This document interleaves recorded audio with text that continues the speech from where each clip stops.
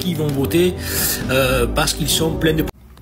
Allez, salut tout le monde. Bon, j'ai un message à passer aux indécis de dimanche et peut-être même à ceux qui ont déjà en tête pour qui ils vont voter, parce qu'ils sont pleins de préjugés, parce qu'ils regardent trop la télé. Parce qu'il faut reconnaître quand même que la plus majeure partie des électeurs du Rassemblement National vivent dans la campagne, vivent dans la ruralité, et que les seuls migrants qu'ils voient en réalité, ce sont ou des palombes ou à la télévision, quoi. Quand on voit des toutes petites communes de la ruralité perdues dans la campagne, au fin fond des montagnes, là où j'habite par exemple, et qu'on voit que ça vote massivement pour le Rassemblement National, là on se dit qu'il y a un réel problème. Ce qui est important de voir là-dedans, dans cette vidéo, dans ce message que vous passez, c'est que est-ce que vous avez déjà rencontré un musulman? Est-ce que vous avez déjà fait le premier pas? Est-ce que vous avez été voir par vos yeux à vous-même? Parce que moi ça a été mon cas. Il y a 20 ans en arrière, j'aurais peut-être été séduit par le discours du Rassemblement National, et puis j'ai été amené à travailler dans les travaux publics, dans les enrobés, hein, ça va tromper personne, les enrobés, les travaux publics, il y a quasiment que des noirs, des arabes, des musulmans, tout ce que vous voulez, parce qu'en plus vous avez tendance à tout amalgamer, mais il y a quasiment que ces gens-là. Eh bien écoutez, j'ai été accueilli dans la bienveillance. Alors je connaissais mon métier déjà, hein, ils m'ont pas appris le métier, mais ils ont vu que voilà, je partageais le travail avec eux et tout ça, mes gouttes de sueur avaient autant de valeur que les leurs, et donc j'ai été amené à les côtoyer longtemps, et donc j'ai été amené à ouvrir mes yeux et à avoir une autre image d'eux que celle que je voyais à la télé. J'ai même été les accompagner un vendredi, ça pourrait se vérifier tout ça, et puis j'ai déjà passé un message à ce sujet qui a été bloqué par TikTok.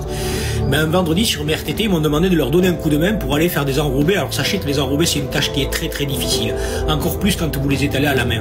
Donc on a été faire le parking d'une mosquée à Libourne, donc je crois qu'on a étalé pas loin de 3 semi-remorques, et donc il y avait toutes les personnes autour qui pratiquaient et tout ça, qui sont venus le matin nous aider. Eux ils portaient les brouettes et puis nous on étalait. Puis entre temps il y avait les mamans et tout ça qui nous amenaient des oranges, des fruits, des boissons fraîches et tout ça. Puis j'ai mangé le couscous avec eux le midi. Et donc ils m'ont expliqué qu'il fallait que je mange la part qui était devant moi dans un grand plat. Hein. C'était, imaginez les grandes poêles à paella, mais c'était la même. Et donc je les voyais un par un aller chercher les morceaux dans le plat et puis les poser devant parce qu'il faut manger devant toi, et voilà, et bon. Donc tout ça, ça a été fait, mais dans la bienveillance, la paix. Pourtant on était dans un travail dur et de labeur et tout ça.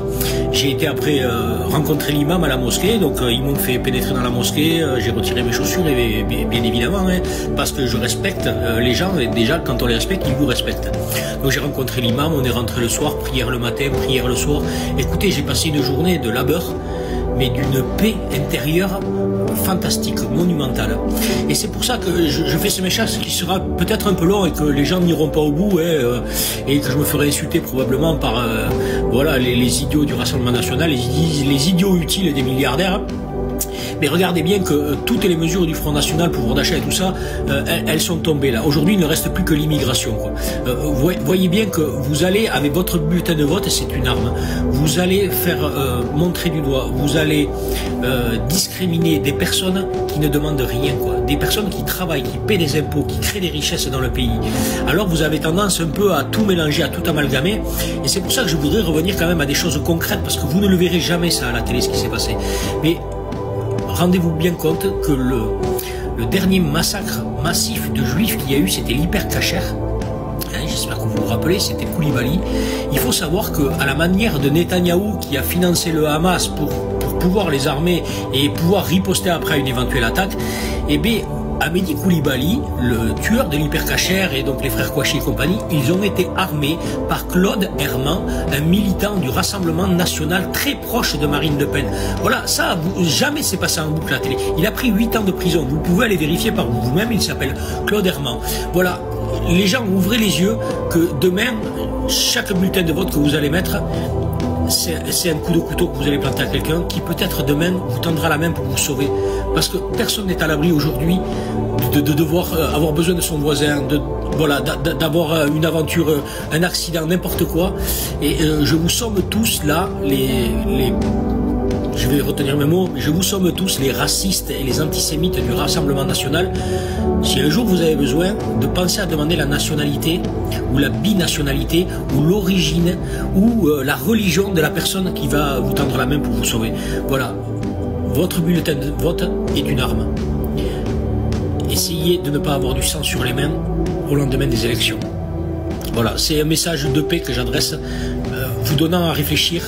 Pépé, mémé, papi, mamie, vous tous dans les campagnes, les seuls migrants que vous voyez, c'est à la télévision.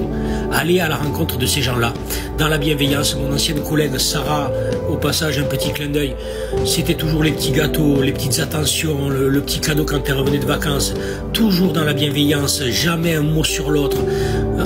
Enfin voilà, allez à la rencontre des gens, arrêtez de faire votre opinion avec les milliardaires qui détiennent les chaînes de télé et qui vous disent tel message, tel message, tel message. Regardez bien que Bolloré a viré Sophie Davant pour mettre Hanouna dans une chronique.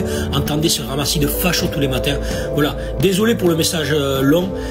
Peu de gens iront jusqu'au bout, mais voilà, moi j'ai une grande pensée pour tous ces gens-là qui lundi matin vont se réveiller avec mal de tête et l'état de mon pays, pays des droits de l'homme, qui n'est plus rien de tout ça, avec un président qui a tout détruit, avec des gens de gauche qui reviennent là parce que la gamelle est pleine aux abois, alors que quand ils ont été au pouvoir, je pense à François Hollande, a fait une catastrophe, a travaillé pour les milliardaires, a fait des lois sur les travailleurs dégueulasses, enfin voilà, tout ça.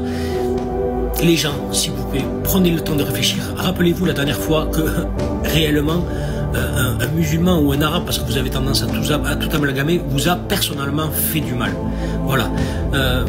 Quand on entend et quand on voit à la télé que oui, le racisme monte dans la société, mais très peu, c'est des individus ici ou là, alors là, c'est pas grave. Mais quand vous avez un Rachid ou un Mohamed qui va faire une bêtise, là, de suite, c'est tous les musulmans, quoi. Voilà, là c'est pas les autres, c'est une minorité, c'est pas grave et tout ça, mais quand c'est les arabes, les musulmans, les noirs, les gris, les jaunes, alors là on y va, hein. Pendant 3 semaines on vous en met plein la gueule et là on amalgame et on dit que c'est tout le monde, quoi. Non, les musulmans et les noirs, les arabes et tout ce que vous voulez sont loin d'être ce que vous dites ou ce qu'on vous dit à la télé. Ouvrez les yeux les gens et bon vote pour dimanche. Allez, salut tout le monde. Bon, j'ai un message à passer aux indécis de